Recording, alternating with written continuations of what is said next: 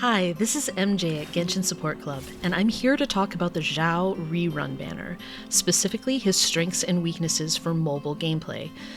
It's a video that pains me a bit to make because I'm going to have to be critical, so before we start, let me just immediately confess that I love Xiao.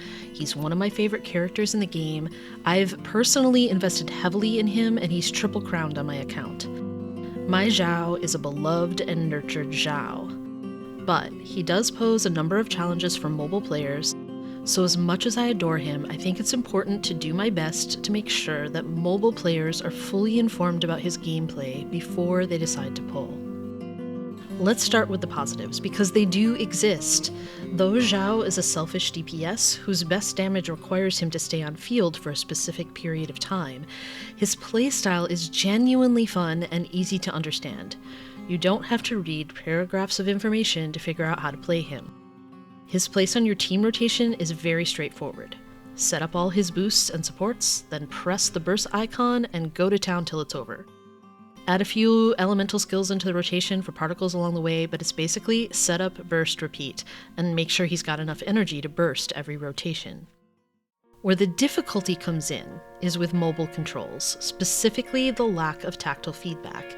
Because you have to alternately jump and plunge at the proper interval to keep his burst damage going, it's a lot of rapid swapping of buttons, which means that on a phone with its smooth screen, there's constant opportunity for error. So if you don't want to risk falling out of your burst and destroying the rhythm of your attacks, or accidentally skilling yourself 1,000 miles from the enemy, you have to watch the buttons instead of the fight, which sets you up for an entirely different set of potential disasters.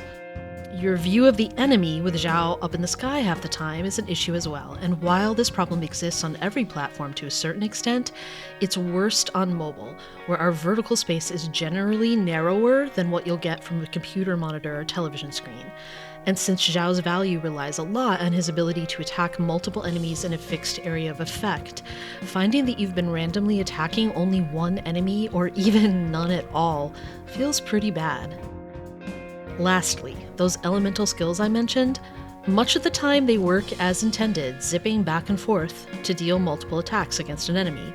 But if that enemy dies out of view, or just, randomly, it seems half the time, you'll find yourself zipping off into space away from the enemy, whom you now have to double back to find, which tends to be more awkward on mobile than it is on other platforms.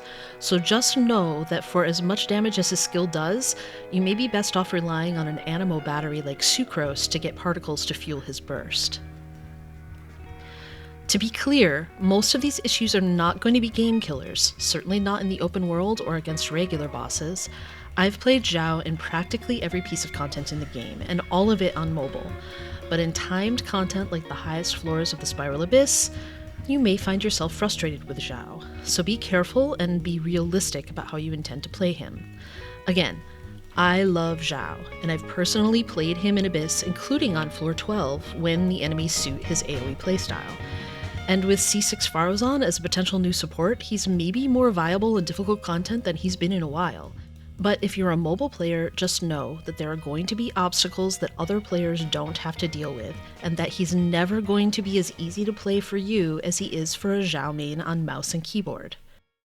So Xiao lovers, please forgive me and remember that I'm one of you, and I only ask that you go into this banner with a full understanding of what you're getting into.